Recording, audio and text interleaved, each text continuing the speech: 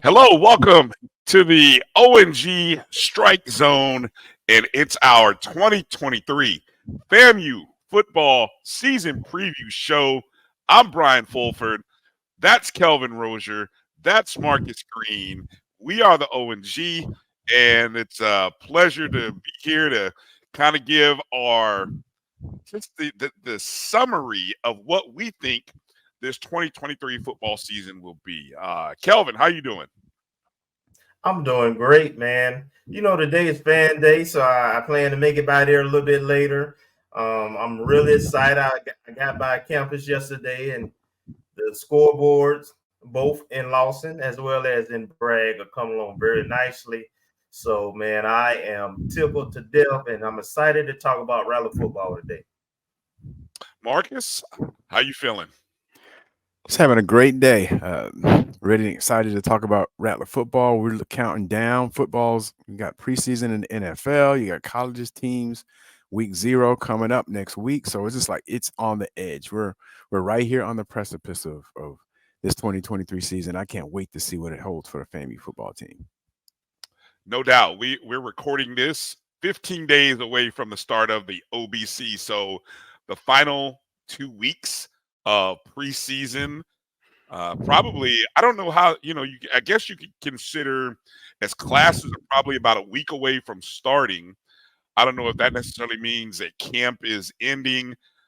There's a scrimmage number 2, which, is happening probably in the same day that we're recording this.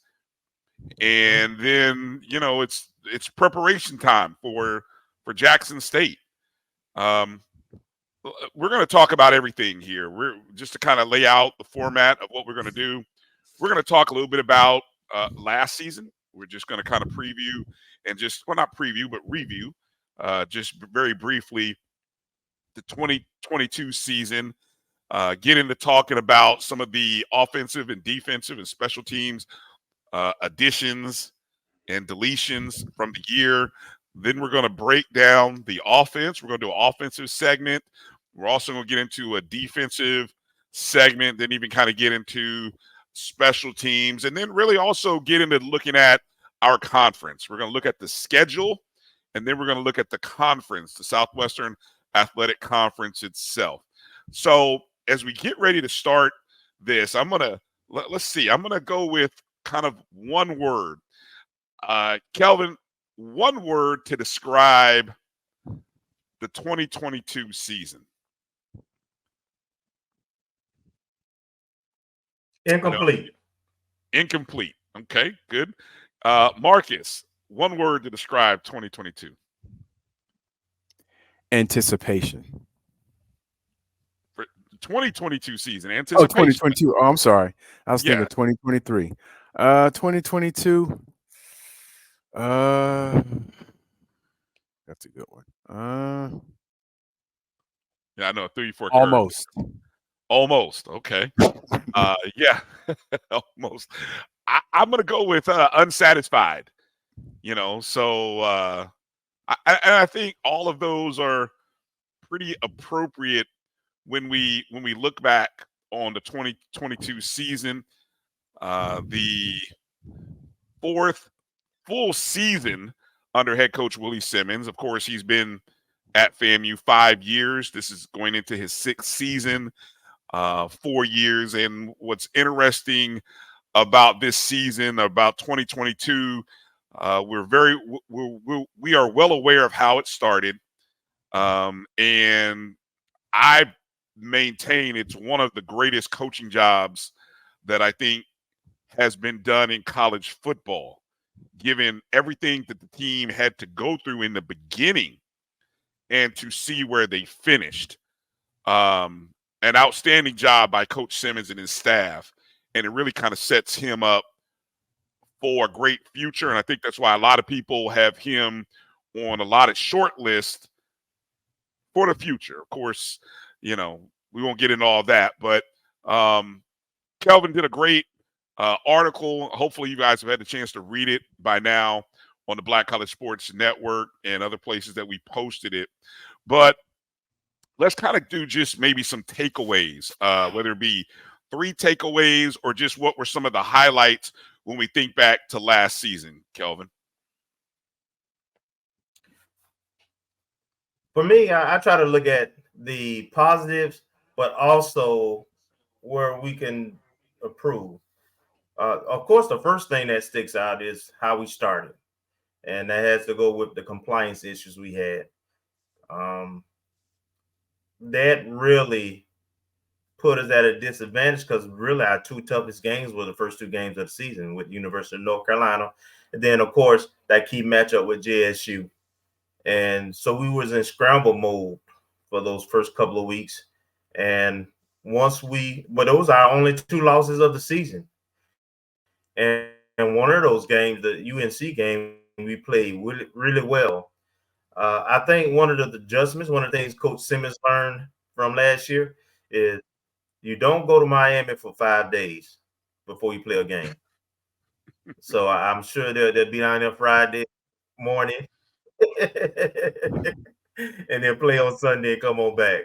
That's a long time. I've heard the pro players. I'm joking about it, but I'm serious too because I've heard all the pro teams in every sport talk about it too, about going to Miami and getting there and being there too long and how that can help, leave you frazzled. So the first thing that stuck out to me about last season was how we started with the compliance issues.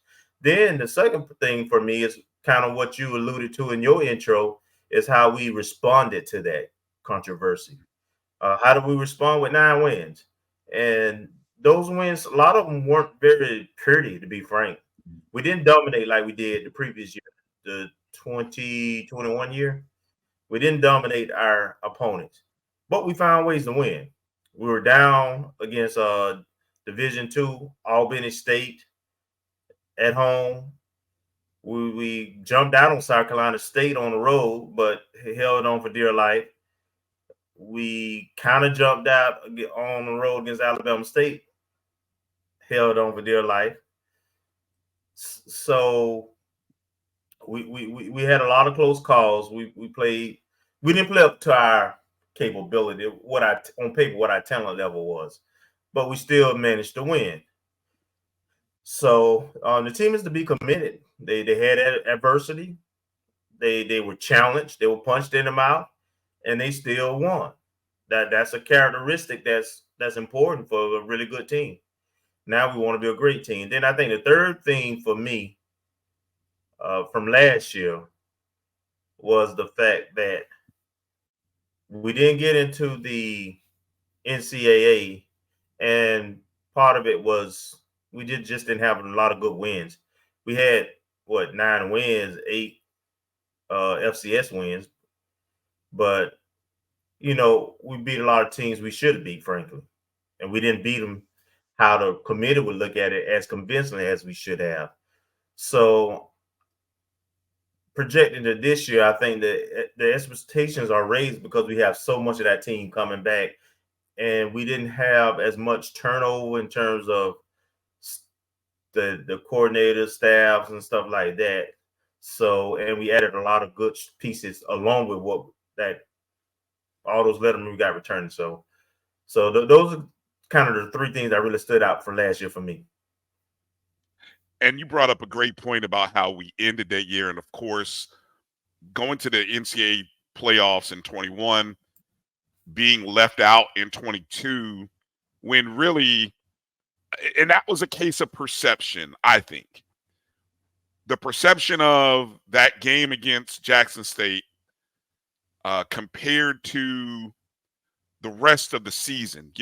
In 21, you lose by 1 point, and the next year you lose by 56. But they understood that, though. To me, I I think they understood that we were going through and we had players coming in and out. I think what hurt us is the second part of what I mentioned. We didn't dominate nobody. We're in dogfights every game almost, no matter the caliber of competition, and that's what hurt us. In 21, we dominated Grambling. We dominated Alabama State. So that was the difference, I think, in the eyes of the committee. All right, fair. Marcus, what are your takeaways? Your maybe your three takeaways, or your review from the 22 season. Similar to Kelvin, I would say resiliency, number one, because not only starting off with having the compliance issues against arguably our two toughest opponents on paper, and as it turned out, the two toughest opponents on the field, but also, as Kelvin said, an Alabama State game, the first half, they were putting it to us, and they had a nice lead in the first quarter, and we came back, made some adjustments, and ultimately won. Alabama A&M, I'm sorry, at home. We won that game. We were down a little bit or in a tougher contest than at least the fans would have anticipated against the D2 team, against Albany State. So, and even the Alabama State game at their place, which I think in terms of, outside of the OBC, was probably the best team that we faced all year as it relates to competition. And, we had uncharacteristic turnovers, missed field goals. I mean, that could have been a lot cleaner win if the execution had been what we expected it to be. You don't expect missed field goals. I think we missed 2 or 3 field goals. I believe we had 2, maybe 3 red zone interceptions. And so those things are uncharacteristic and serve to make things a little bit tighter than what they should be, but we still came out on top. And even looking at the Florida Classic, Bethune got up early, and then we were dominating them early, and then kind of started. I don't know if we ease off the gas, but they started having a little bit more success, and made it a little tighter than what the early game lead was, but we still ultimately pulled it out. So resiliency, I say, was number one. Number two, I guess upon reflection, I think Coach Simmons and the coaching staff really focused on depth, quality depth. And we'll talk about it a little bit later in some of the segments, but on the offensive side, if you just compare 2021 to 2022 in terms of the running game, I mean, we went from having a dominant running game, notably by personnel, but also because we had a first-year starter. And then 2022, we come in and I think we're pulling up the rear in the SWAC, and we're in the last quartile in all of FCS as it relates to rushing attack. So I think in terms of quality depth, some of the injuries early on put some folks in the fire. So we have depth there, but I think it put more resolve on the coaching staff to make sure that we have more than enough at each position to make sure we can weather the storm for injuries, but also manage through any attrition that happens as it relates to the end of anyone who may happen to be a COVID senior or COVID player. I guess the third thing is consistency. Even though there's some things that we saw area of improvement for the team. This is our third straight 9-win season, going back to 2019. And arguably, you can say during Coach Simmons' first season, where we went 6-5, there are a couple games that were winnable that perhaps we should have won and could have been looking at maybe 3 straight 9-win seasons and an 8-win season from 2018, potentially a 9-win season if everything had fallen right and everything had been executed as it could have been. So, we're looking at on the precipice or really in the midst of a great run. So that consistency, and now we need to get past that 9-win threshold and take it a lot higher. Sounds good. I'm gonna go a little bit different, Oppo, from you guys. I love the great analysis. I'm gonna focus on numbers because my takeaways were really more centered around some of the numbers that I came across when I think about last year. For example, 9 wins. I look at We won 9 straight games. I want everybody to think about that for a second. 9 straight games. That is pretty good. We ended the season on a 9-game winning streak. There were only 7 other schools in all of FCS. There were 130 that had better than a 9-win winning streak. There were actually 2 other schools that finished with 9, or actually, let me say it, that had 9-game winning streaks. There were 2 other schools that had 9. So the 7 others was, of course, led by South Dakota State, who I think they went 14-0, won the national championship. Jackson State also had a 12-game winning streak during the course of the year. But it should be noted it's the second time that Coach Simmons has actually had a 9-game winning streak in his coaching career at FAMU. The last time he did it was 2019. Of course, we remember that team. That's the team that, won the Black College Sports Network National Championship, HBCU National Championship. And we took ourselves out of competing in the Celebration Bowl that year, but we would have been the MEAC champs had we not taken ourselves out of consideration for that. So, and it's also interesting, of the 2 times that Coach Simmons has gone with 9-game winning streaks, they came after big blowouts. In 2019, after that lost to UCF 62-0, 9-game winning streak, right? And then, of course, this past year, or 2022, we all know that last game before we went on the 9-game winning streak. Point number 2, for those of you who like to think about playing against the spread, last year FAMU was 8-2 against the spread. That means whatever the Vegas line was, Florida A&M covered expectations in 8 of 10 games. The only game that didn't count was our Division II opponent, Albany State, right? But amongst Division I opponents, FAMU was 8-2 against the spread. Now, you could probably think of one of the games in which we didn't cover the spread, Jackson State. You guys have any idea who the other game was where we didn't cover the spread? Any thoughts? I'm gonna take a wild guess. South Carolina State. Nope, not South Carolina State. We covered that. Grambling, yeah. On the road, we were a 13.5-point favorite. Did not cover. We only won by 4. But in every other game, we were 8-2 against the spread. Something of note to be considered for those of you who pay attention to these kind of things, people who like to pay attention to FCS or HBCU. Coach Simmons in the last 2 seasons has gone 4-0 against the spread the last 4 regular season games. So at the end of the season, and pretty much from homecoming to the end of the season, FAMU covers. Coach Simmons is 15-6 against the spread in these last 2 seasons. So with all that said, pay attention to your line. There's money to be made betting on FAMU and Coach Simmons. That's what that really means, just in case you really want to know. And then the third takeaway, FAMU's pass run percentage last season. We passed the ball 54% of the time last year compared to 46%. Now, what's interesting about that, in 2021, FAMU was practically a even 50-50 run pass offense in those 12 games that we played in 2021. Sadly, in 2019, though, we were a 53.4% passing team against a 46.5% run team.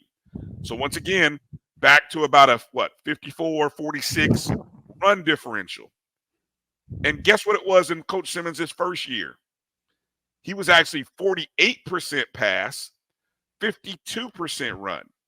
So with that said, there's this high-low with the run and pass. So it'll be interesting to see here in the 5th season, in the odd season, can Coach Simmons and the coaching staff find that balance again. They say they want to. And I know we sometimes get on coach about wanting to run the ball, but it'll be interesting to see if we can get back to the true 50-50 percent that we were from 2021, or even better in his first year in 2018. Okay. Let's move forward into the 2023 season. And let's kind of start with some offensive additions. When we talk about offense, we're going to get into offense and defense and special teams additions. So I'll start with you, Marcus. Let's highlight some of the offensive additions for this 2023 season. As always, I want to start off with the QBs. I know we have our returning starter, Jeremy Musa, coming in from Vanderbilt last year and getting his feet wet with the offense and really doing a good job. Probably some things that could be cleaned up there, but he's coming back as the incumbent starter. Everybody knows he's the man. And backing him up, we have Trey Fisher, transferred last year in from UT Martin. We have Junior Maritovic, who was here in 2001 and got a start against Fort Valley, and Ja'Cory Jordan. So we have 4 returnees at quarterback. The departures, LeJon Howard, who is now, I believe, a graduate assistant at FAMU. Cameron Sapp, who transferred to Norfolk State, from my understanding, and Rashawn McKay, who graduated and is held in lore for the 2021 season. And newcomers, we have DJ Boney coming in from Eastern Kentucky, a Florida native, and played ball in Central Florida. We have Noah Ross, a new addition to the roster, who is a transfer from Georgia State. And we have a high school signee, Kyle Fitzgerald from St. Xavier High School in Ohio. I believe it's from Cincinnati, Ohio. And He was a quarterback athlete. So he played both quarterback and wide receiver in high school. So he's a class of 2023 signee. So the quarterback room has a mixture of new folks and experience. So we have experience with Jeremy, of course, having graduated in 2018. Trey Fisher and Junior Maritovic have been in the program going on his 3rd year, a redshirt sophomore, and Ja'Cory Jordan, I believe, in the same class. So we have experience there, and we have newcomers who come in with talent. DJ Boney played at IMG and also, I believe, at Evans High School in Orlando. So he was pretty heralded coming out the year of COVID, a year after COVID, 2020. So he'll provide some much-needed experience and much-needed skills as a dual-threat quarterback. Noah Ross is somewhat of a mystery. He's from Georgia, played ball in the greater Atlanta area, and walked on at Georgia State. And Kyle Fitzgerald, as I mentioned, played both. He was more of a slash at St. Xavier High School, who's typically one of the powerhouse teams in Ohio. I think last year was a down year, at least based on record. They did make the playoffs. And so, we're looking at pretty decent depth at the quarterback position. I think this is one of the deepest quarterback rooms Coach Simmons has had. I don't recall him having 7 quarterbacks in the room. Maybe 4 or 5 is probably about max, or maybe what we've seen. Kelvin, anything you want to add about the quarterback room or the quarterback position there? We talk about additions. Anybody that obviously catches your eye? Well, first, let me say I love the quarterback room. We not only have the numbers there and guys who've been with the program at least 3 years, but we have the talent there. We have some guys out of all those guys, I think, are capable throwers. Some are, athletically elite potentially in terms of being dual threat. And it's just a matter of them developing their coach's confidence. And that's a two-way street for me with this group. I'm interested to see how Coach Simmons manages this group and who becomes the backup. And we've been fortunate. We've not had a bunch of injuries at that position. But if something was to happen, and we had to rely on one of those second string guys, then I'm really interested to see how Coach Simmons manages that situation, because the last 3 years we've kind of gone against what traditionally has been the case. And if you watched Coach Simmons' team when he was the offensive coordinator at Alcorn State and then the head coach at Prairie View, he's had dual threats pretty much the entire time till he got here. And then over the last 3 years, he's kind of went away from that, and that's the trend of football from Pee Wee Little League all the way up to the pros now. So I'm really interested because again, these guys are 6'2" or better, all of them outside of Trey Fisher. All of them fairly athletic. Even Musa, he's a decent athlete, and all of them can throw. So for me, it's Coach Simmons' play calling and development with this group. The one name that stands out for me from the spring practice, when I think back to spring, is Junior Muratovic. We didn't see him last year, but we know about him from the 21 season. And I think in the spring, he showed those flashes that reminded us why folks like me and maybe some others out there, I said me, were excited about Muratovic and even wish we had seen Muratovic a little bit sooner in that Jackson State game. But I digress. But anyway, so I don't know why you say that, man. Golly, why even bring a nightmare up? I told you what was going to happen when we played Fort Valley after that game, and that's exactly what happened. We had to go back. I mean, not that he's not a bad guy, but he has not done anything yet that warrants or projects excellence. Not yet. I hope he gets there, but I think you're a little premature. But go ahead. He had a good spring. I watched what he did in spring. He looked the best of all of the non-Jeremy Musa quarterbacks or the quarterbacks from the spring. I thought he was the most impressive. Anyway, time will tell. Okay, time will tell. But we hope that Musa takes every snap this season. We'll talk more about the quarterbacks coming up here a little bit later. Let's go over to the running back room. We've got an interesting split between 5 returnees. Of course, there's some departures, but then there's also some interesting newcomers. Marcus, talk about that running back, the Tote Gang, as they are known. Well, I guess first and foremost, Coach Simmons and Coach Henry in various interviews with us and other platforms have mentioned that would be a point of emphasis this year to get the running game back on track. Don't know if it's going to be to 2022 levels. We had Bishop Bonnet, and he rushed for total or gross over 1,000 yards. But we have Terrell Jennings as the vet.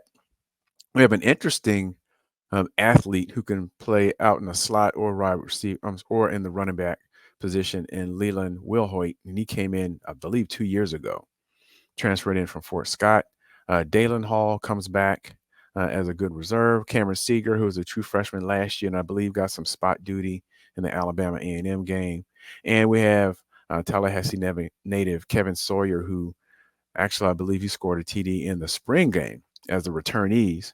Departures, some of the names, Jalen McLeod, some of the walk-ons from last year who may not have necessarily been on the roster this year. Don't know if they're on the practice squad.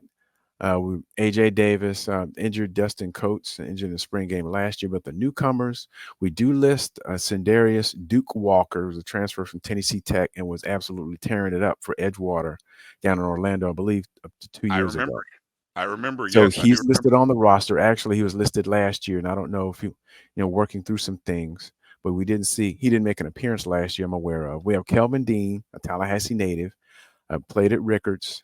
I believe he was class of either 2018 or 2019, transferring in from Florida Atlantic. So he brings some pop. Jaquez Yant, another Tallahassee native coming from Nebraska, and he's a big boy with some get up and go. So we've seen various highlights over the last day or so from someone posting his yardage while he's at Nebraska and just running over people and running by people. So that brings a lot of excitement. And we have Levante Bo Somerset, one of the friends of the show. It came on for North Fort Myers High School as a true freshman. And we have a transfer from Bethune-Cookman, Rashad Quinn. And I believe he showed out a little bit, also showed some of his speed in the spring, during the spring practice. So we have a pretty big stable of running backs. So for the losses that we had, the departures, upward to 5 or 6. We've replaced them in terms of numbers. We'll see if we can replace or build upon what we have as it relates to productivity. What's your thoughts there, Kelvin? What do you want to add about the running backs? Well, the thing that sticks out to me is the experience. Out of that 9 or 10, there are only 4 freshmen and sophomores. Everybody else is grad seniors and 1 junior or 2 juniors. So there's a lot of experience there, and it's a great diversity. That's what comes to mind for me. We have all kind of backs. You talk about someone such as a Leland Wheelholt, who's a hybrid, who can come out of the backfield, can play the slot, and can be every down back. Then you have a big back that is actually a really good athlete, though. He's just not big. He's a good athlete. And Yarquez Yank coming in.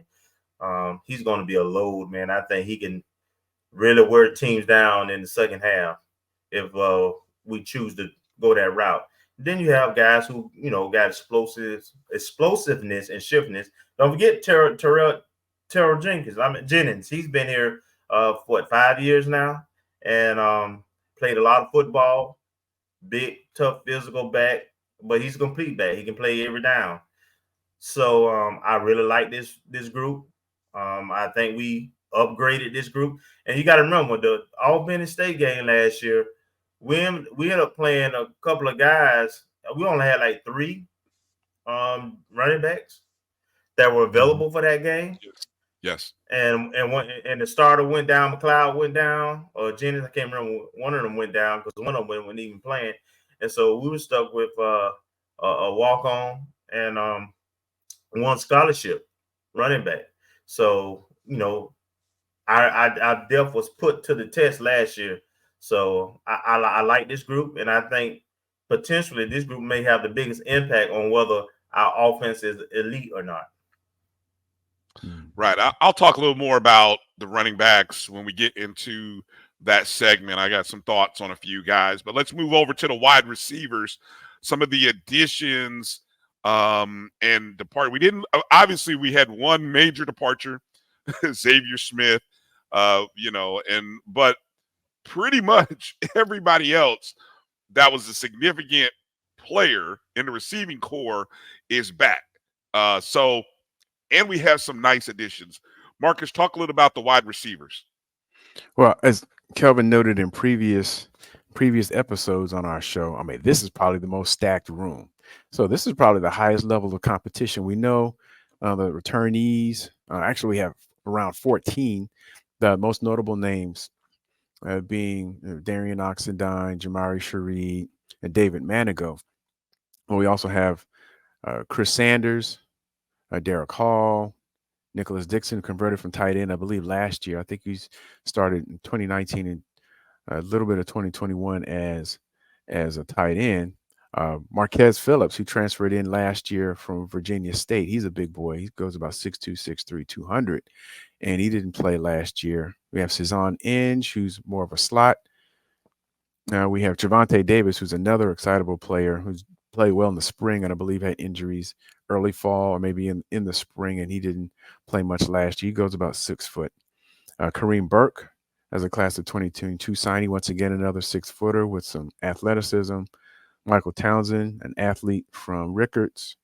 Jalon Howard, another athlete from Norland High School, came in last year, and Michael Williams, a transfer from the University of Toledo. So we have a lot of returning folks, and the departures, of course, everything. X-Man, Jermaine Hawkins, no longer with the team. And we also have 6 newcomers who bring some excitement and some competition to the room in terms of Jamari Gassett transferring in from the University of Buffalo, Quan Lee coming over from UCF, and he's young. I think he's a redshirt freshman. Chris Reed, another redshirt freshman coming from University of Utah. Both he and Quan Lee are coming from FBS teams.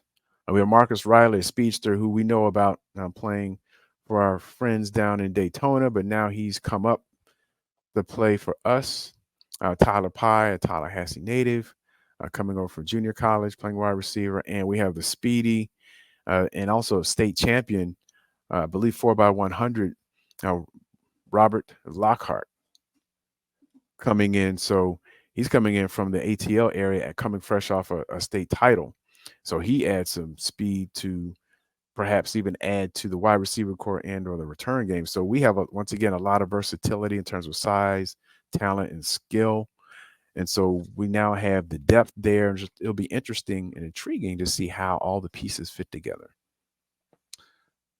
I mean, there's only how many receivers can line up, and I mean, Yeah. man, There's only one ball. I don't even get it. There's only one ball, man. But I tell you, it's amazing the depth that we have on this team. Kelvin, anything you want to add here on this receiving core for this short segment?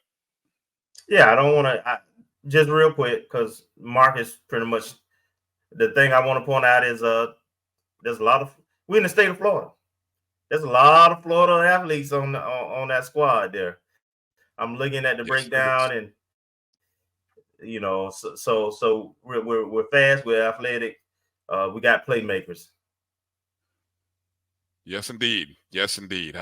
Let's move over to tight ends, another group of receivers that some nice size, nice, interesting talent, skill set guys that maybe, just maybe, that could be a secret weapon or a secret group that that shines this year. Marcus, talk about those tight ends that we've got. Well, we know we have some returnees, the vet Kamara Young. We have Jeremiah Pruitt coming back as our H-back tight end, scored a couple touchdowns for us last year. Kobe Gross, who transferred over from Florida State last year. And Roland Smith came up from Florida International last year. So we have 4 returnees. We did lose 2 names from last year's roster, but we have one newcomer, Jackson Gay, who's a transfer from University of Tennessee Martin, coming from the FCS level, and he played ball locally in the Big Bend area, I believe at Bluntstown. And so he was actually a converted offensive lineman and showed enough skill and talent in high school. I believe either it was a junior year or senior year, he converted to tight end and was apparently talented enough to catch the eye of the coaching staff of UT Martin at the time of his graduation and get a scholarship. So he adds some size. He goes about 6'3", 250. So he may be the biggest tight end.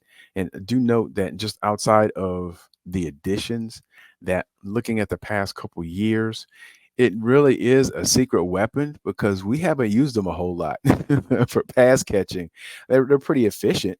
You know, you throw them the ball, they'll get some first downs and some touchdowns. So if you look at the volume of passing or passes thrown their way and the productivity, I mean, it's like off the charts. You know, it's in terms of how the number, it doesn't take very many passes, or maybe it's probably scheme and when they're actually utilized or have plays called for them and their ability and talent to get open.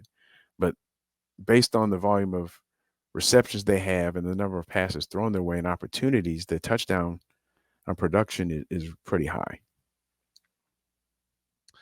I'll just say that 3 of these guys are redshirt seniors, and also which one speaks to that experience, and maybe we do use them a little more because they are veterans. And then when I talked to Jeremy Musa at SWAC Media Day, he said, watch out for Kobe Gross. He said that was a guy who wasn't being talked about a lot, but has really he's really developed a chemistry, or just really like the way that he has worked and shown what his skill set could be. So I wouldn't be surprised if we see more of Kobe this year. But anything you'd like to add, Kelvin, here on the tight end group? Very, very talented group. I think Kamara Young has NFL potential, and hopefully Coach Simmons will look at doing some 2 tight end sets. They're too talented. We have to get them more involved. Yeah. Now, as loaded as our wide receiving core is, the offensive line group is But I think that's going to be a common theme. I feel like I'm going to be saying, or we're going to be saying all day in this show, is how deep we are, because offensively, we've got how many returners coming back, Marcus, in the offensive line group? 14. We got 14. I've heard other people say a larger number, but it's a lot. And more importantly, I think all starters are back too. So talk a little bit about the offensive line group, Marcus. Well, I mean, starting off with the 14 returnees, I mean, the two bell cows, if you will, we have Cameron Colvin and also, looking for his name, Jalen Goss coming back as all SWAC performers. And so, just hang your hat there. And then we have folks who have experience coming back from Kendarius Cunningham. We have TJ Demas, who played last year as a true freshman coming in. We have TJ Lee, who got experience last year.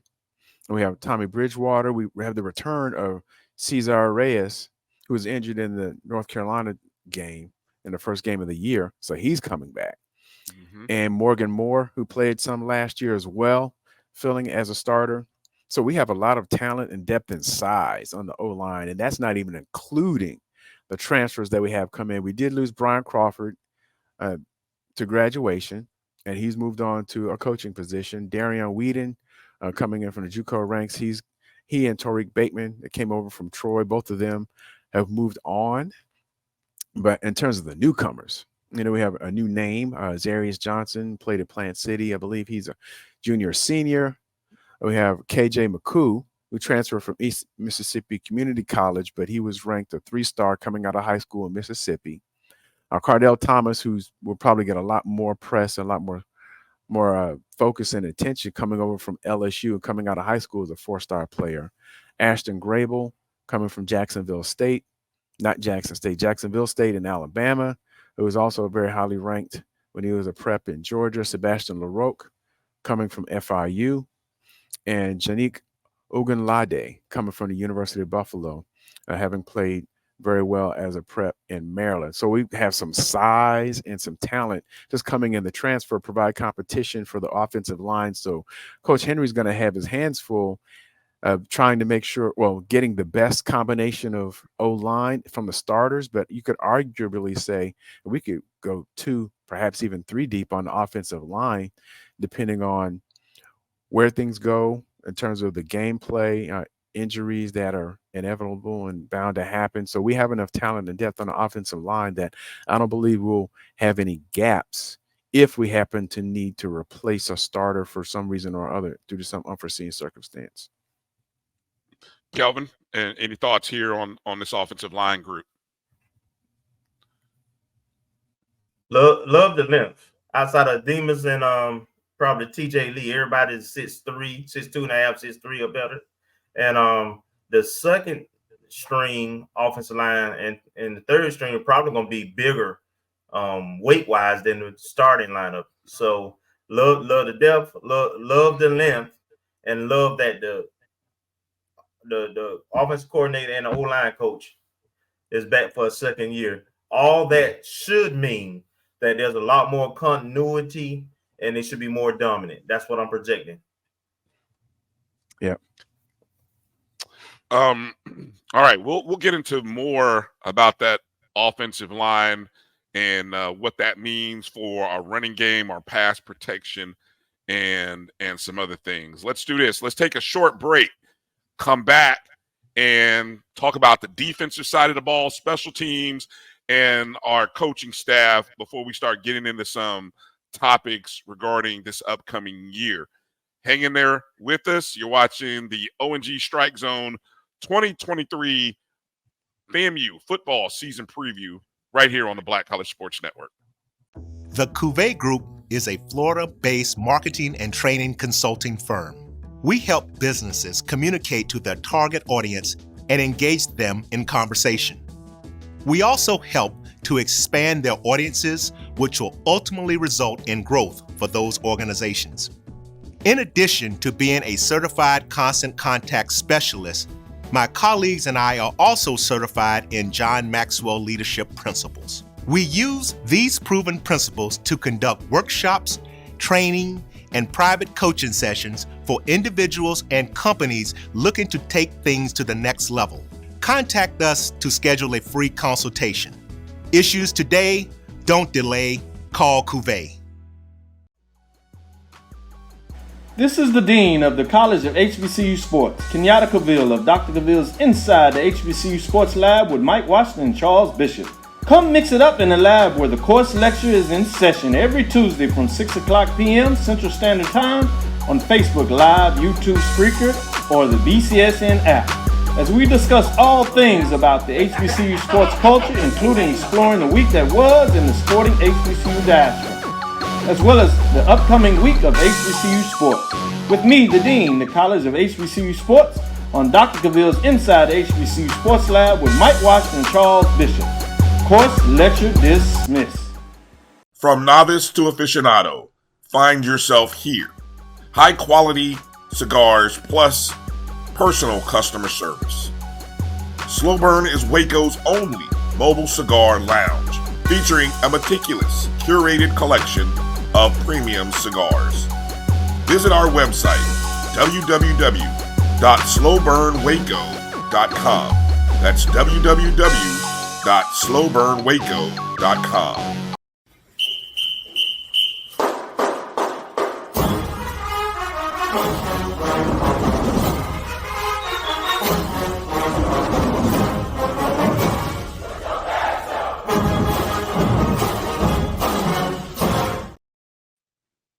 All right, welcome back to the O&G StrikeZone, our 2023 FAMU football season preview.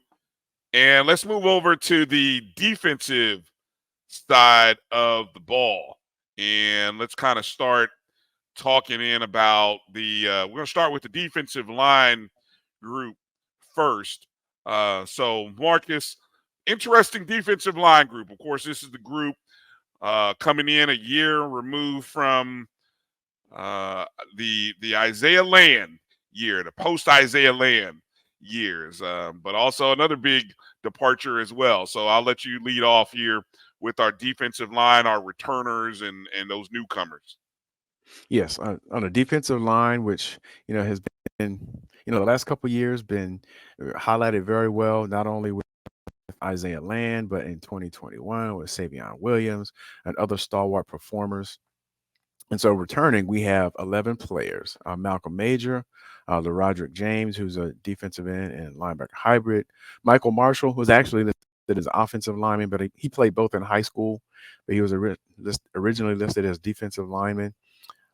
DeAndre Clark, General Hunt, Donald Hall, Stanley Mentor, Dre Jones, a transfer last year from Abilene Christian. James Ash, a transfer last year from Wake Forest.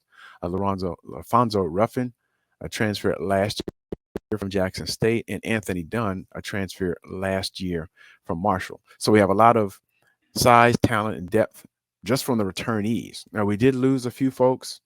Kyle Jackson graduated. Abu Bangura entered the transfer portal. Justin Cooks and Richard Summers, Jolan Gilly most likely finished their eligibility. Kamari Stevens, one of the highlights over the summer, doing a transfer portal two-step, ending up at, I guess, the FCS or FBS level with Jacksonville State in Alabama, who's making that transition to the FBS level. And Jimmy Lubin, last year, came in as a true freshman, may not have seen any playing time, but coming over from American Heritage. Now the newcomers, and we all, are looking, especially in the Isaiah Land era, and PJ Williams, and having a lot of pass rush from 2021, and then last year getting that same production from Kamari Stevens. We're looking at that, and we had 7 newcomers. We have Sharif Say, a transfer from Southeast Louisiana. Tyrese Gibson Battles, a transfer from Garden City Community College, who actually started out in D2, and his football program was contracted. Sylvester Mathis, who transfers in from Temple. We do have a local signee and Malachi Owens from Godby High School. Dakar Edwards, a transfer from Stony Brook University. James Gardner, a transfer from Southwest Mississippi College, a community college, who played ball down in the South Florida area and was pretty heralded coming out of high school, a 3-star athlete. McCody Robertson coming over from Tarleton State in Texas, and a recent addition, John Graves III, coming over from Jackson State in our Southeast Louisiana. Spent the summer at Jackson State after being recruited in the spring when he originally jumped into the transfer portal, and he was a late addition to the defensive line in camp. We did have one player who originally committed to FAMU and rescinded his commitment, and I believe he joined an FBS team in Louisiana, Isaiah Pedak. So he was going to be part of the team, then had some issues come up, and now he's on another team. What do you want to add there, Kelvin, about the defensive line? Good length. We got to determine or see, do we replace the production of Kamar Stevens and Isaiah Land? We lost those two edges, but as a group, there's a good core coming returning. They have good length. And the one thing, and Coach Smitterock kind of mentioned it to us on the show too. These linemen fit what kind of ball we play. So you won't see a bunch of 300 pounders on our front four. We're more of a tech defense up front. So and you know, the way this group lines up, they kind of fit what we do. Yeah, as you mentioned about 300 pounders, there's only two guys there that fit into that role, Donald Hall and Stanley Minter. You know, everybody else comes in a little bit under that. And I think it'll be interesting to see who takes the mantle on the corner, because 2 consecutive years we had a player with 10 or more sacks. And so that hadn't been done in a long time on FAMU, at FAMU. So, you know, will it be somebody like Anthony Dunn Jr.? Will it be Dre Jones? Those are two of the names that we've seen. Dre Jones. Lot, you know, yep. that we're going to be looking out for. So, and both of those players had individual breakout games in the 2022 season. I think Anthony Dunn came in the Florida Classic, and I believe Dre Jones' breakout game may have been the Grambling game, but they both had a game where they just kind of put themselves on the map. Right. Where they had 3 or more sacks, yeah. And the other thing about this group, and we may touch on it a little bit later, this is a very senior group as it relates to the defensive line in terms of their classification. So it'll bode well for 2023 in terms of experience and going up against our opponents, but we may have, you know, some opportunities going forward in terms of restocking the defensive line unit. Right. Okay, moving over to the linebackers. Now, I know I said Isaiah Land I considered Isaiah Land part of the defensive line group, although he's listed, he's now a linebacker in the pros. So you whether you considered Isaiah Land a defensive line edge or whether you consider him an outside linebacker, obviously he may fall into this group as a linebacker core. We did lose a significant number of guys, but this is the strong part of the defense, in my opinion, the linebacker core. And what's interesting, we considering we only play a 4-2-5, how we mix in guys on the edge will be interesting to see how these other linebackers fit into the mix. Marcus, talk a little about the linebacker core and what we got. Well, in terms of returnees, we have 12 listed on the roster. So we have Johnny Chaney, who had a breakout year last year. Isaiah Major, another strong player from last year and garnered preseason All-SWAC honors this year. Eric Horn, who played a little bit last year, I believe he was injured, had some challenges. Travis Moss, a transfer from Memphis, and also, once again, Eric Horn being a transfer from Iowa State. Both of them being Florida natives. We have Jordan Riccio from Alcorn State. Wayne Quinn coming in last year as a true freshman. Jesuit coming fresh off their high school title in 2021. Michael Watson, who Coach Simmons described as a specimen, coming in, returning as a sophomore from Hughes High School. And I believe they played in the title game his senior year and just that on the title. Once again, he was a freshman when Robert Lockhart was a high school senior, won a title with Langston Hughes in Atlanta this past year. Devin Smith, a 3-star linebacker from Riverside High School, or formerly, I guess, Lee High School in Jacksonville. Khalil Hunter, who's a hybrid defensive end linebacker coming from Aquinas, St. Thomas Aquinas down in Fort Lauderdale. So we finally got one player from there. Nayron Jenkins, an athlete from Young High School in Gainesville. And Malcolm Major coming down from the DL. And Jordan Moore, most notably, converted DB, bulking up and joining the linebacking course. So we have plenty of versatility and experience. And once again, what you're saying, our bases typically are 4-2-5. So it'll be interesting to see who gets on the field, how often they get on the field, but it also speaks to the level of depth that there isn't much drop off if we need to switch out from the 1s, the 2s, and probably maybe even the 3s, so we could mix and match the talent level, size, and speed to be able to have the linebackers to flow with the offense, the opposing offense. As far as the departures, we all know the names: Nadarius Fagan, Isaiah Land, Jalil Kaur, a very high regarded athlete, Lucius Lattimore, Marjorie Brown, Mikael McClinton, Jalen Randolph, and Justin Porter have departed. But the newcomers, we only had 2 come in this year, as far as I know. Alan Smith, a transfer from Louisville, who actually signed with them in, I believe, class of 2019, and we did have an offer out to him back then. So once again, speaking to the foresight of our coaching staff to stay in touch with those athletes that we previously recruited from Grayson High School, also the alma mater of Isaiah Land the year after. So we keep in touch with those athletes, of course, doing it within NCAA bounds, no tampering. And also Gabriel Nance, a high school signee out of Rickards High School. So we only had 2 new additions to the linebacking core. And once again, looking at that, we have some experience. We have a range of years on the team, some who are returning for the 2nd and 3rd year, and a couple. I don't think we have any real true freshmen. So we have a veteran group that'll be here for this year and going into next year. Yes, we do. Kelvin, thoughts on the linebackers? Played a lot of ball. A lot of guys got a lot of playing time last year as youngsters. I mean, Watson was a true freshman who played, and as unlike almost all the other positions where we have depth, this depth is young. Outside of the transfers that came in, even though these guys played a lot, they are freshmen, redshirts, sophomores, and juniors. So, we'll have that core for another 2 years at least. But the most, as Coach Smitterock said, the most talented group he's had by far.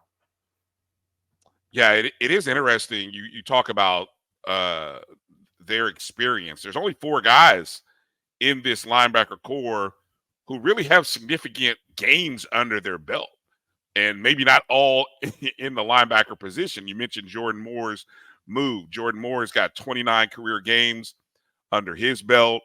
Isaiah Major's got 20. Eric Horn has 13. Johnny Chaney's got 7. Outside of that, there's only really 2 other guys who have seen some spot play. So, we're going to rely probably on that 4, maybe a 5th guy in terms of their impact on this season, and hopefully they stay healthy, because if we have to go into sort of the well, there's going to be some guys who will be getting their first and maybe second career appearances. So that'll be interesting. Let's move over to the secondary. Look, we got to match all those wide receivers we have. All those wide receivers we have, we got to put somebody against those wide receivers, and we got just as many DBs to match up against wide receivers. And I guess, when you get to college, more. Yeah, we probably have more DBs than receivers. So that's a good thing. It's really interesting when you look at the number of defensive backs we have. Even though we lost 7 guys, we got 9 new guys, and then you add on to the returners. Marcus, man, what a room this is almost like not even a conference room. You need like a separate you need like trailer. you need a hall. Yeah, you need one of those rooms, those halls that can seat like 50 people. You need one of those for this group. Talk a little bit about the secondary, the DBs. Man, I'm gonna have to take some water to get through all these names. But I mean, we have Well, hit the 18. highlight names. Hit the highlight names. Don't go too deep into the woods. I mean, just from the returnees, I mean, the names that are bubbling up, you have Lovey Jenkins, Kendall Bowler, Tevin Griffey, Winston Frazier, who showed out in spots last year, Javen Morgan, of course, leading the secondary. And so we have a lot of folks, and we have some young talent as well, that some names we may not necessarily have seen before. Kimani King coming in as a transfer last year, Zaire Riley and Lamar Clark. Both of those are signees from 2022, very athletic. And we have Chandler Lilly and Chase Lilly coming in from Tennessee with, I believe it was Chase. I know they're twins. I'm not sure which one, but one of them was really, really putting it on in the spring game. Of course, we had some losses. BJ Bowler and Courtney Cox highlighting the departures that we had from last year, but the newcomers, goodness gracious. We've got Deco Wilson from Jacksonville State. A lot of transfers. Amari Lee from UCF. Jalen Glaze, a Tallahassee native from Minnesota. Chase Lloyd, transfer from Vanderbilt. A highly sought after recruit, Justin Bostic, 3-star from Palm Beach Central, coming fresh off their state semifinal appearance in a class. I don't know what they call it now. It used to be 8A. I think it's class 4M or 4 Metro. Judify Michael, athlete out of St. Lucie West Centennial. Xavier Battle, a transfer from the College of Sequoias. Another great athlete, Zoran Tobe, transfer from Florida Atlantic. And TJ Huggins coming in from Tulane. And we actually offered him as a wide receiver. I believe he played for Miami, either Miami Central or Miami Jackson in high school. I don't recall which. But he went to Tulane. We did offer him back then. Once again, looking at opportunities. The grass wasn't necessarily greener, or he just wanted orange and green grass. So he came over to us. So in terms of the DB room, we restocked youth. So if we have any COVID seniors that will be departing after the 2023 season, so there's talent, depth, size, and everything that we have, and versatility. What do you want to add there, Kelvin? Graduating senior heavy in terms of the starters. Of course, we know that we have 2 guys back there, a part of that group, in Morgan and Bowler, that will, garner preseason and national award consideration. We do have a good balance. I think part of the reason we transfer heavy, not only do we have talent and we want the guys who played, but we have it balanced the roster again. When these 5 or 6 grad seniors leave, then we still have experience to go along with the younger guys that we're developing. So we got the numbers. We got plenty of athletes and probably our strongest group on the team, them and the wide receivers. Oh, actually, one more name to add to the roster: Oral Gray, playing for University Christian out of Jacksonville. I guess he's a 2-way athlete playing running back and DB, and the roster lists him at DB. He was a 3-star athlete as well. So having both him and Justin Bostic back there, and then you add the other talent from the transfers and the returning players from previous seasons. I mean, it's stacked for years to come. Yes, indeed it is. Okay, the special teams unit, kicker, punter, long snapper, is actually the one group where we probably had the most significant losses and the highest number of newcomers. When you think about it, I mean, this is practically, and as we'll talk about the coaching staff shortly, there's another turnover or change with that unit. So when we talk about the special teams, this special teams unit is really going to be a group to watch, because we all know the importance of special teams. We felt it 2 years ago. We saw the improvement last year, and we had All-American guys. So this year, Marcus, this is an interesting group to pay attention to.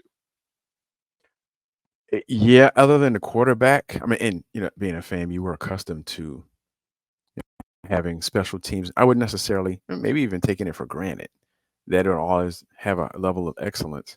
Well, this year we're basically starting a clean slate. There's no more Chris Padul, no more Jose Romo Martinez, both of whom were All-Americans at FAMU.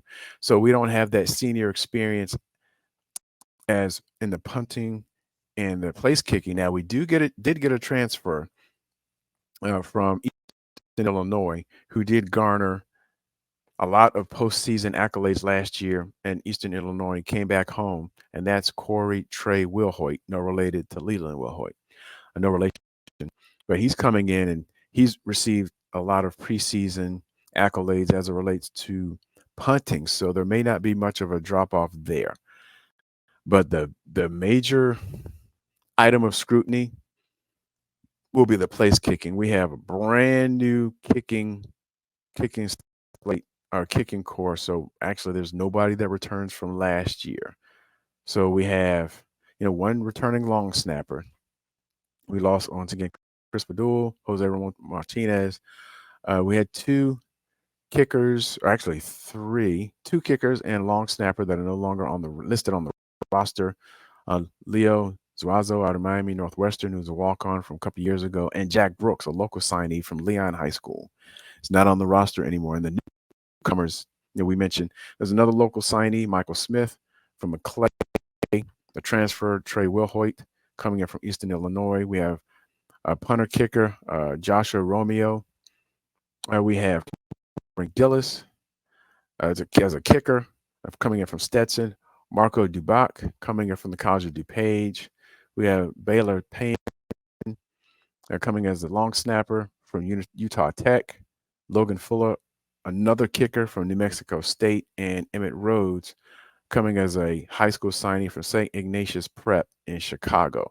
So when you look at that special teams room, you're pretty much wiping the slate clean and hoping that these transfers who are coming in with experience will leverage that experience and make sure we don't have any fall off from the performances we've come to expect, having had Chris Padul since the Alex Wood era, and then having Jose Romo Martinez come in 2021 and 2022 and provide excellence at the place kicking. So that's going to be an area where we need to really keep our eye on. Kelvin, what do you want to quickly add there about that special teams group, that very new group? Big question mark. You got 4 place kickers. You got 3 long snappers. So what can you project from that? We don't have a number 1. And then on top of that, the punter, Wilhoit, he's All-American transfer. So you anticipate he'll be a junior. And then Gillis will be a grad student coming in from Stetson. So I think the coaches are hoping that those are the only, because they're the only 2 vets too. Everybody else is freshmen and sophomores. So we're young, we're inexperienced at that position, and so that's the biggest question mark on this team. Right. Okay, let's take a look at the overall roster in terms of their years or their age, so to speak. And we've sort of broken it down, I should say, of our players by position and classification. From left to right, you can kind of see we're starting in the defensive back category, and it's all beautifully color-coded here, starting from true freshmen all the way down to grad students. And so if you're looking at the chart, so let's kind of, Marcus and Kelvin, as we kind of glean from left to right, obviously defensive back, defensive ends, what do you make of what we see here? And there's, again, the total number of DBs, well over 25. I don't know what the total number is, Marcus. So it looks like maybe about 27. Yes, 27. Yeah. Looking at the DBs, you see the grads, we have 3 grads there and a redshirt senior. So we have experience. Don't necessarily, this doesn't break out the names. So it more or less depicts the experience, but you see we have some experience there. But I'm looking, the biggest thing, if we look at the golden bar and the stacked graph in the green. So we have redshirt juniors, we have 6 redshirt juniors, and we have 7 redshirt sophomores. So we have folks, at least for 1 to 2 more years after this, provided once again, that they continue to grow and develop.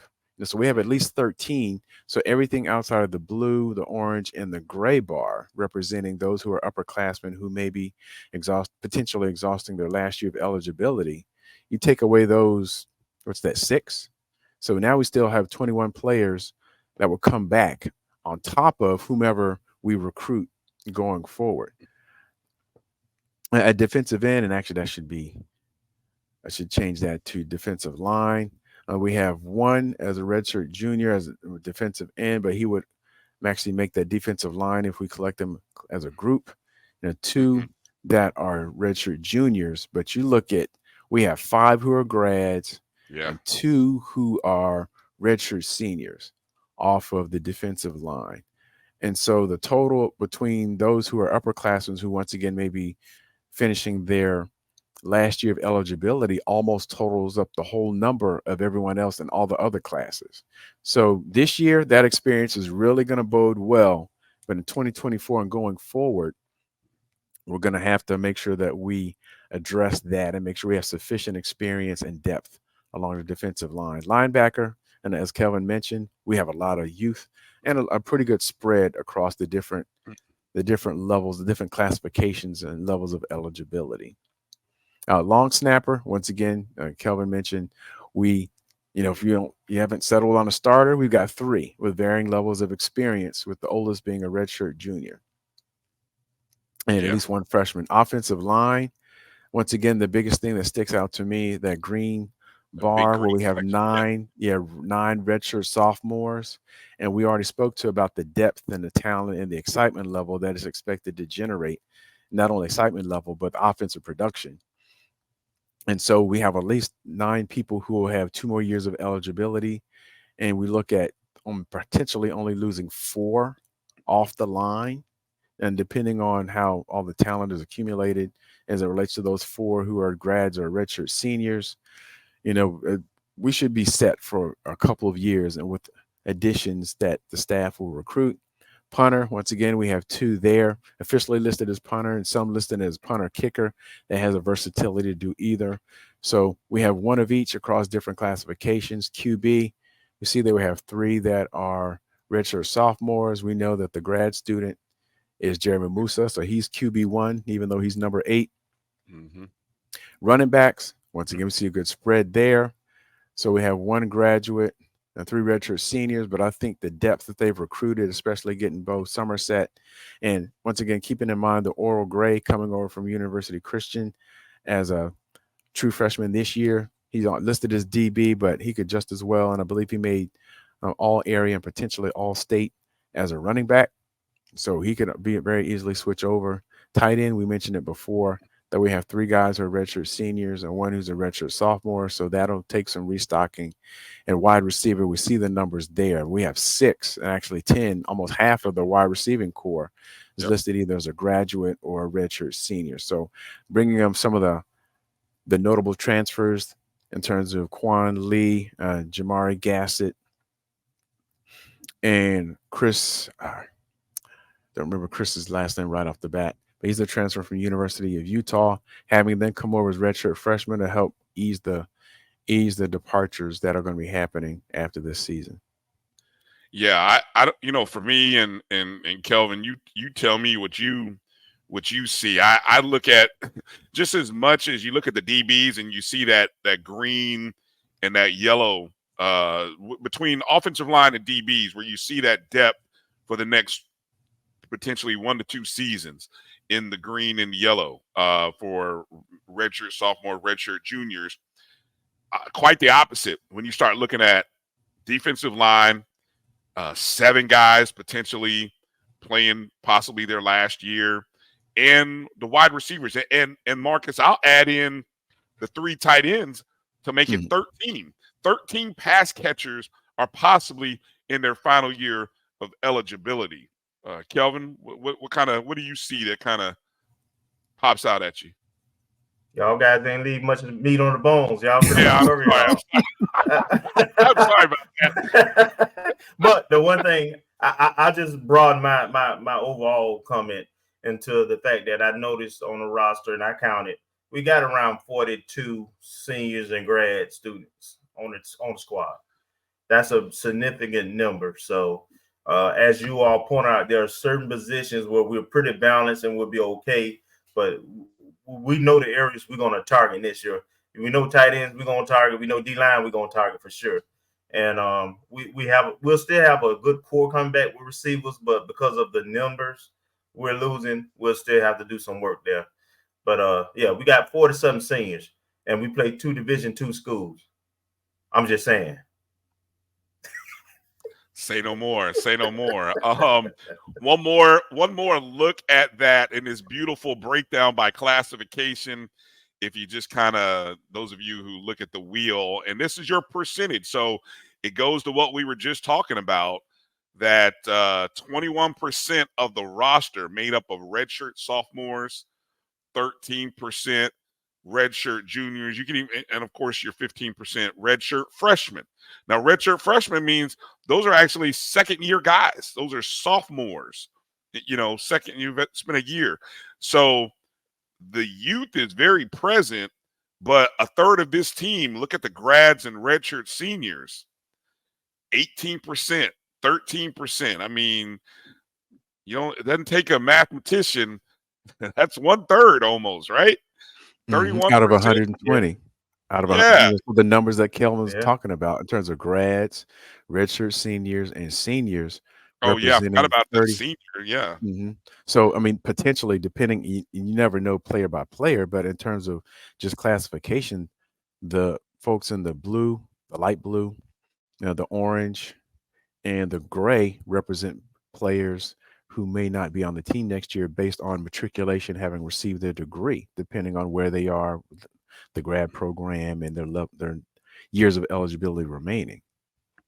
So that's about what, 31%, 33, close to 33%. So a third of the team, which matches up with the numbers that Kelvin was speaking to, 40 plus potentially being gone next year, with exceptions here or there, depending on where they are in terms of grad school or their progress towards a degree. Yeah, and it speaks to why there's such anticipation that Kelvin just pointed out. Why the team is preseason favorite to win the SWAC. It's the depth. It's the experience. The depth and the experience of this team. Look, it says what it says. You see it, and we all see it. So that's what this team has, and that's what we're all excited about for this upcoming year. Let's look at the coaching staff for a second. Obviously, we talked about Coach Simmons coming into year number 6. Kelvin, I'm going to start with you here as we look at the coaching staff, and as we look at the staff from last year to this year. I have 3 assistant coaches and 3, whether you consider them grad assistants or volunteers, that are no longer a part of the staff. And then you got a couple other guys who have sort of changed their role. So I'm gonna turn it over to you to kind of talk about the change from 2022 to 23 and the coaching staff. Well, the first one I'll start with is losing Chili Davis to Kansas State, the special teams coordinator. He was only here a year, and I think he came and had part of a spring, and but he inherited 2 All-Americans, so he did a good job with what he had. He inherited returning senior long snapper and all that, so I think that helped him as much as he helped us too. So now we have my understanding, former head coach who was at UAPB as our special teams coordinator, and we got a new group there, in a young group, and they hadn't played together, hadn't even been in our system. So they have the most work cut out for them because they got to learn each other, they got to learn the system, they got to get comfortable with their teammates. So that's the big question mark for this team and where the coaching aspect may have the biggest impact. Luckily, we had our coordinators who are still in place, as well as the quarterbacks still being coached by Coach Simmons. So we have continuity with that group. And we also, of course, our associate head coach and Coach Roll as he retired. But we had the rest of the DB coaches who were around last year. And then we added, and they were new last year, so we needed Coach Roll around. And now we've added a couple of other new ones.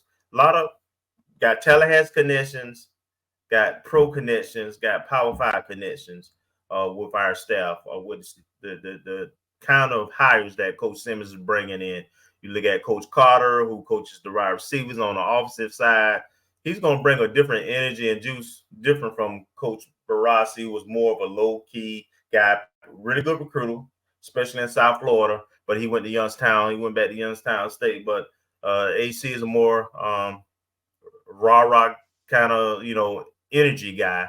I saw where a couple of players, I saw where a couple of players say, "Hey, he bring that juice all the time. He get me hyped before practice. I know I got to bring it when I come every time I come on the field because he gonna bring it."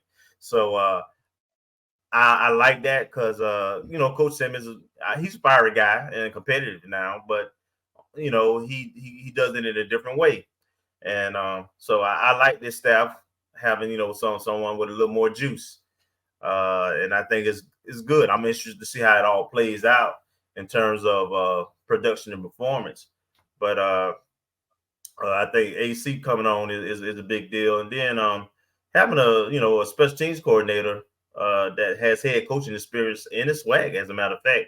And if I remember correctly, he worked with Coach Simmons at Alcorn. Let me say that correctly. So having, with Coach Billy Rowe leaving and the legend he is, having another experienced coach on staff who can manage the personalities and handle some of the administrative things, I think that's going to be helpful too. And then with Pat Watkins, if that's the case, I don't know if I know it hasn't been official yet, but another Tallahassee legend, played at Florida State, played with the Cowboys, one of the best athletes I've ever personally seen play in person. I like the staff that coaches assembled. They're a little bit younger. They have a little more diversity in their skill sets. I think they can get the attention of today's athletes, and they'll bring a little more energy and a different approach to coaching. So I'm interested to see how that impacts a veteran team, because we have a veteran team. Yeah, some of the changes on this staff, of course, Ryan Smith, Smitty Rock, now the associate head coach, and interesting, titled as the head coach of the defense. So, he working alongside Milton Patterson, who also moves to the role of co-defensive coordinator. You already mentioned that David Morgan is now the defensive pass game coordinator, as well as the safety. So new responsibilities, new roles for those guys. You already mentioned Antonio Carter, wide receiver. The most stability seems to be on the offensive side there, where you have Coach Joe Henry, still the offensive coordinator and overseeing the all offensive line. Marcus Wyndham, the assistant coach and running backs, still there. We mentioned LaJohn Howard becoming going from, and this was always part of the plan, because I remember when he came to FAMU, it was to get into coaching, I believe, or at least be able to probably finish degrees and learn under Coach Simmons. And so now he's an offensive/video grad assistant. So I'm sure he'll have a lot of work with the quarterbacks and with Coach Simmons. And he did but real quick. He did a lot of that last year. If you remember, he didn't really dress out most games. He had headsets on, signaling in plays and so forth. So. Yeah, so I mean, he's obviously a future coach in waiting. I mean, a future coach there, and so I really like this staff, like the stability. Coach James Spady now just strictly working with the tight ends this year. Glad to see he's still with the staff. Hopefully, he's fully recovered from last year, so that's good to see. He's still there, and I'm really excited about this staff. Marcus, you want to add anything on the coaching staff? Any points or any areas of interest? I'm always interested to see the grad students. So we'll see who pops up in terms of the defensive grad assistant, and we know that a good former FAMU player, Orlando McKinley, he was in that role last couple of years, and then he had a brief stay at a JUCO, and then Coach Quinn Gray called him, and he's now up at Albany State. And so it's a good launching pad. So I'm interested to see who's there, and there are a couple of folks who are actually recruiting coordinators as well that may not be listed here per se, but a couple of folks who are helping Coach Riz out. So it'll be interesting to see how everything meshes together, and just over the years since Coach Simmons has been here, everyone who's left has gotten a promotion.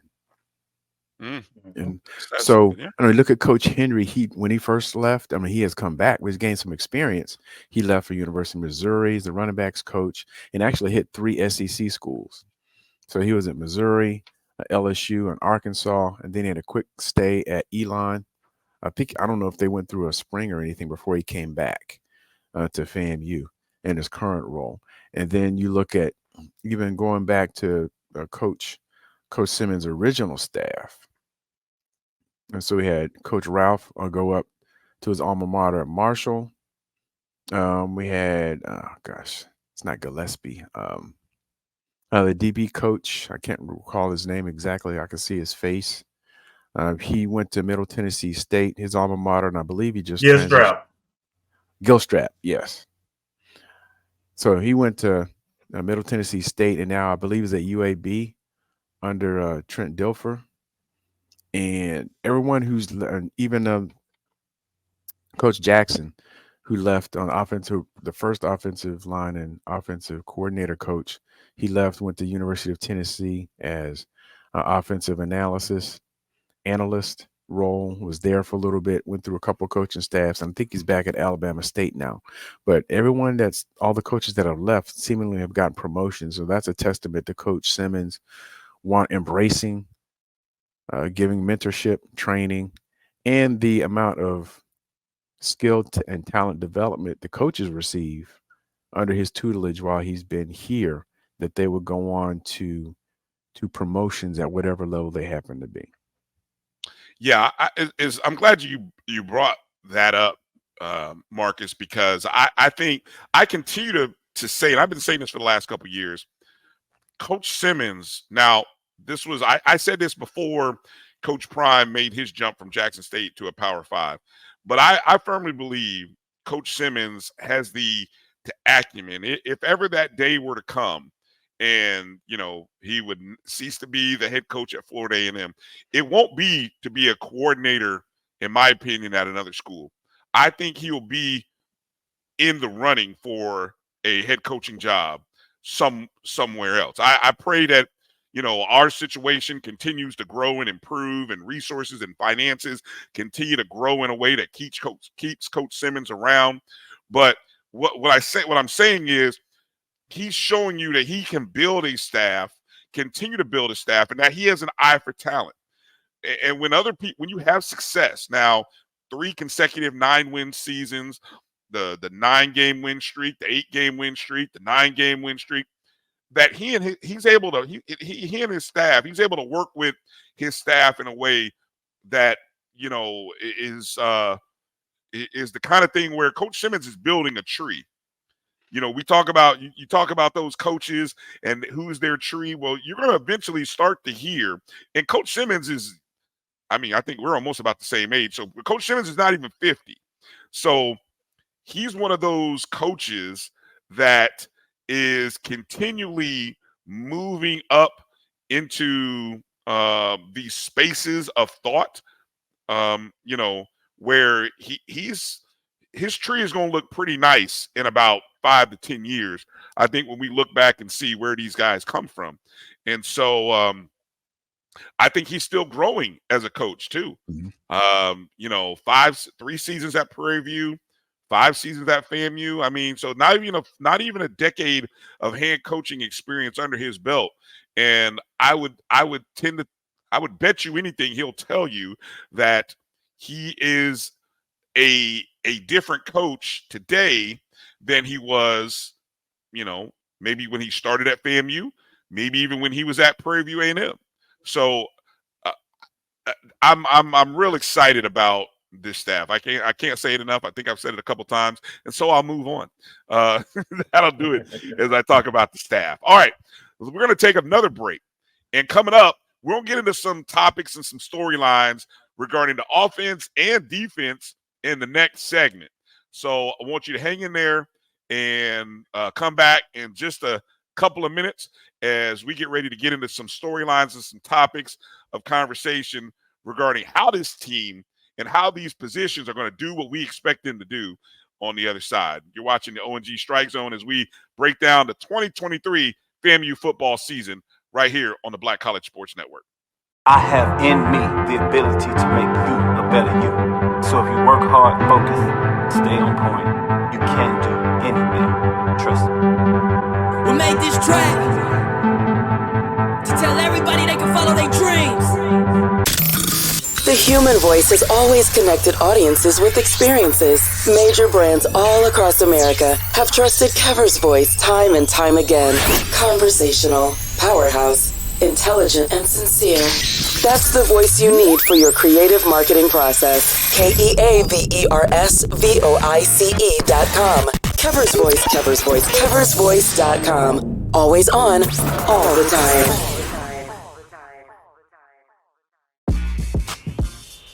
When we invest in ourselves, our glow, our vision, our vibe, we all shine. Together, we are black beyond measure. Remember the revival? Relive the remix. Reunite for the Orange Blossom Classic. HBCU Reunion Experience. It's year 3, baby, and we back with that fire. Calling all HBCU fans. Labor Day weekend. I love Jackson State University takes on the venomous Florida A&M University. Tickets are on sale now. Watch the game in premium style seating or watch it from a luxury suite. And of course, you know the halftime show is going to be epic right here in the 305. The sonic boom of the South and the illustrious Marching 100. Who you rocking with? The 2023 Orange Blossom Classic.